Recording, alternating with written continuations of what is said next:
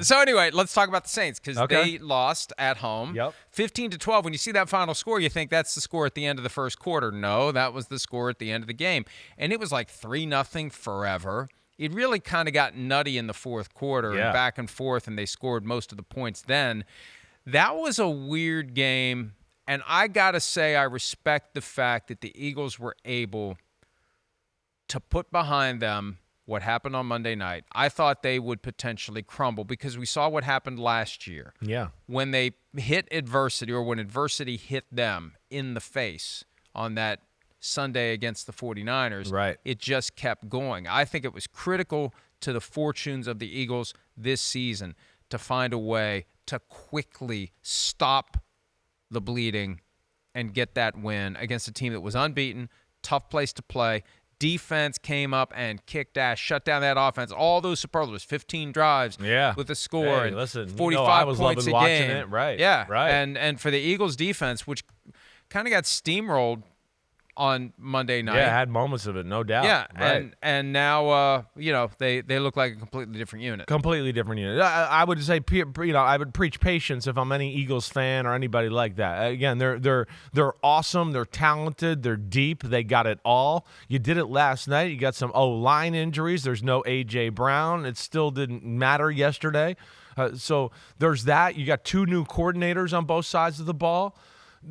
It hasn't meshed together for a full four-quarter awesome look for a football team yet, but I'll say this, and I said this on my podcast last night, when the Eagles are at their best, to me, they look like one of the best teams in football. And yesterday, with the way the defense played, and I have a lot of confidence that offense will come along because they've just got too much talent, and I do think it's a better system. But the defense was the big question through the first few weeks of the season. And the fact that they did that yesterday, and not only what they didn't let Derek Carr get going in the passing game, they absolutely dominated the line of scrimmage. And then, of course, we're in some tough spots, too. I mean, hey, the Saints block a punt. They're in field goal range. They decide to go for it for some reason. I don't know why. It's a field goal game, so kick another field goal. It's 3-0, but they go for it. Philly makes the big stop, gives the Eagles offense a little jump start, and then all of a sudden it was zoom. See ya. I'm Saquon Barkley, and I haven't seen a hole like this in my life since Penn State, and I'm going to take it to the house. This is off. Saquon was phenomenal yesterday. Sorry, I thought we were about to show the play. He really was. He did so many good things, and I'm just so glad he's getting to show his true abilities with some support and some space to run, Mike. Here it is. Here it is. That's the quarter. play. Right after the block punt. This is when the game got nutty. It is. 3-0, and there he goes, outrunning the D-back to the end zone. And he told Jason Garrett via FaceTime after the game that they were upset about the hit on Devontae Smith. Sure. And they kind of rallied, and they got the determination, and that's where that came the Saints from. were chirping a little bit. And the Eagles, I think a little bit have that bully attitude, like, wait, we're the bullies. How dare you try to do that to us? And they answered back in a big way, definitely. But that was a huge moment of the football game. It really was, and the fact that you felt like, wait, the Saints have a chance here to take control of it after the block punt. They were on the 20-something yard line. The Eagles' D comes up strong. They break that big run, and it kind of broke their offense open altogether, and all of a sudden they started to move the ball. You made reference to this, and the Eagles did this as well. And I think if the Eagles would have lost, the move to fire Nick Sirianni would have reached deafening levels, especially when you consider it's only week 3. Right. I'm reminded of what Dean Pease said about analytics a few years ago, the longtime defensive coach. You got to know, what's the score of the game? Yes. When you're making these decisions to go for it. It shouldn't just be the chart says do this based upon 10,000 iterations of that down and distance. What's the score? How hard are points to come by generally? It's 3-0 in the second half. I got a chance to get 3. I'm taking 3 because it's just one of those games where there aren't many touchdowns to be scored until Saquon Barkley's lightning strike. So, and I don't think they read the room the right way with that sometimes. I agree. I think that's what you're saying, it's right? just, it becomes a crutch. It becomes obnoxiously and I better do it of like because if I don't do it, hockey at times. if I don't do it, right. that and I think this is the first time in the 2024 season I'm making this derisive comment, the smartest folks in the room are going to be all over me on social media and elsewhere. You're stupid, you're stupid, you're stupid. Why didn't you do that? Oh, the analytics say you should do that. Oh, don't you believe in analytics? What's wrong with you? We're smarter than you, right? The smart thing to do is, in a low-scoring game, and you got a chance to score points, score some freaking points. Right. They had two. I mean, one, Hurts is, there's some negatives right now. Hurts is definitely turning the ball over too much, right? Had the fumble, had a bad interception in the end zone, fumble in field goal range. And, hey, the Eagles D, another point where they stepped up, and the Saints got no points off of those turnovers. But you're right. There was at least two. There was not three. Fourth and one attempts by the Eagles. Here's one of them where they're in field goal range right before the half. What my question here is, there's only one timeout and you're on the 20-yard line, right? You're only going to get another play or two to score anyway. So just take the points. Go with it in the field goal game. But, yeah, there was a few plays in this moment or fourth downs. That's just too cute right there. That's too cute. That's a middle finger to anybody who criticized them for Robinson play a little That's a middle finger to anybody that criticized him for being too cute on Monday night. That's what that is. Maybe it is. But I don't disagree with you there that, at times I feel like they're a little bit too cocky and just go, hey, just take the play that's there, wear this team down gradually and slowly. You're the better football team. And, yeah, they let teams, I think, kind of in the game sometimes with going forward on fourth or throwing the ball on 3rd and 3 like they did last week on Monday night when it burned them. At one point before the season started, Nick Sirianni gave a very introspective answer during a press conference about a book he read, and he's trying to be less combative with officials. He's trying to control his emotions. I just think he needs to control his emotions across the board. I think he gets a little too much of that. Go after yourself. I'm going to show you. Yeah. We've seen him yell at fans. We've seen him yell at other teams on the field. I mean, I love his emotion, but I don't disagree with you that it could probably get the best of him at some moments, and he makes a decision based on emotions instead of, wait, what's the feel of the game and what I'm watching and my gut and everything there. I do get that sense at times, Mike. The greatest coaches of all time never acted that way. No. Bill Belichick never acted Definitely that way. Not. Andy Reid never acts that way. Right. Don Shula never acted that way. No, except Parcells, in very when I grew up with in the Giants, he never acted that way. Well, except toward your dad. Well, right. Tom Landry, Bud Grant, right? Chuck Noll. During a game, it was very, very rare and difficult to get an emotional response out of them because they understood the importance of keeping a cool head. Because when you start making emotional decisions, you start making bad decisions. Definitely. Nobody says the best way to make a good decision is get really pissed off and then make the first decision that comes to your mind. No, emotional decisions are never good.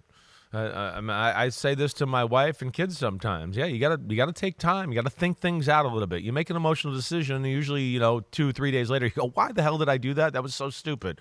But let's get Dallas Goedert. But yes, let's get to them in general. Good Lord, their offense in general. And Dallas Goedert, what a day without A.J. Brown. We know Devontae Smith is their go-to guy, and he had a solid day as well. But Dallas Goedert, gave the Saints fits all day long. And I kind of like the way this Eagles offense is looking. I know it hasn't been perfect. I get that. But I think the passing game is definitely more creative. The offense in general has more formations and more ways to attack. What a catch right there on 3rd and 5. Yeah, the crossing routes, the Saints had problems with that all day. And Jalen Hurts, he is playing better and better in the pocket as every month goes by in his career. And I've been impressed by that, and he made some big throws yesterday. Yeah, and that last play to Goddard that really kind of... with Mo, Larry, and Curley running into each other? It reminded me of that Falcons-Vikings game from 2002 when Mike Vick exploded on the scene. He shot through and they ran into each other. But that's how he got wide open, and you saw it as it was happening. Yeah. Like, I watched this again. 3 guys running into each other. Because, of course, I was watching. It's a big moment of the game, and if we could show it one more time. You did not believe. Right. I can't remember the exact quote, but you did not believe they were going to deliver in that moment because it was 3rd and long. It was 3rd and long, and I went, wait, they're not going to be able to push the ball down the field. They've kind of been getting around Hurts and doing a good job, at least pushing the pocket. And I thought, man, 3rd and 16, this is going to be a tough one for them. They play man-to-man, and if we could rewind it one more time just to show this, they got man-to-man. It's crossers. I don't know if they're supposed to stay with it or pass it off, but they have a safety cutting down to cut off Dallas Goedert, and you see he runs into Marshawn Lattimore.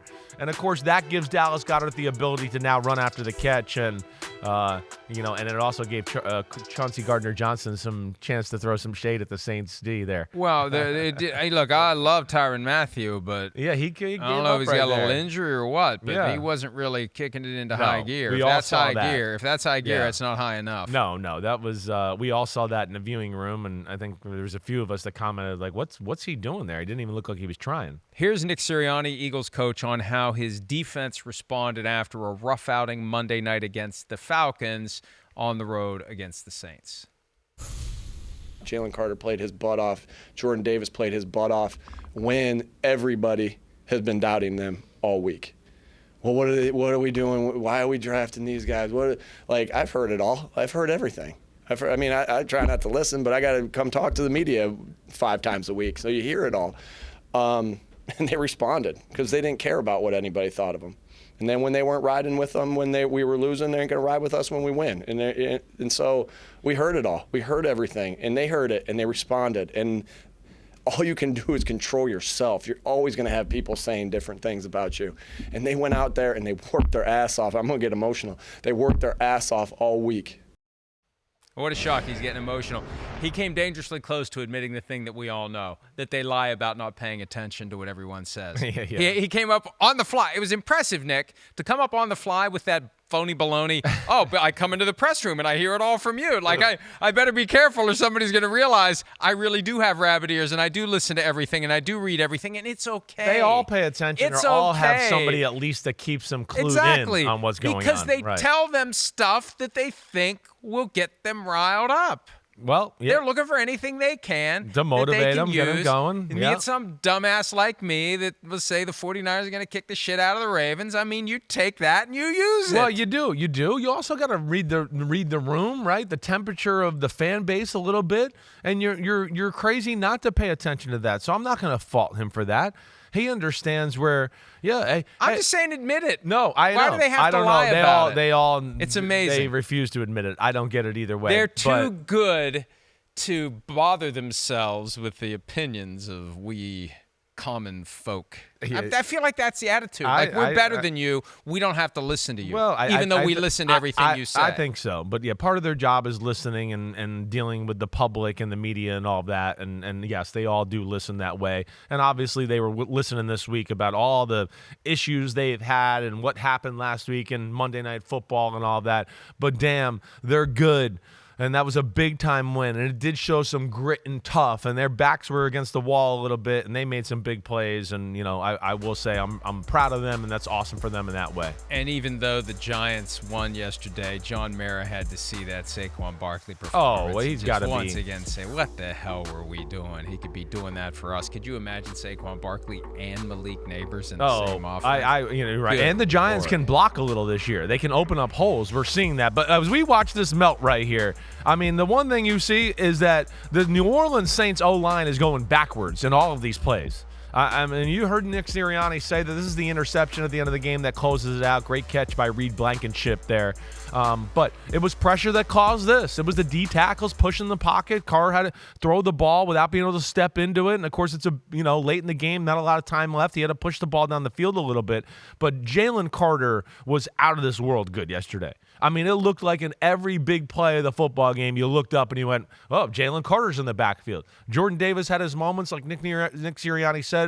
But when Jalen Carter is on his game, he is definitely one of the best defensive tackles in football. Like a Dexter Lawrence, a Quinnen Williams for the Jets, he's right up there in that hierarchy.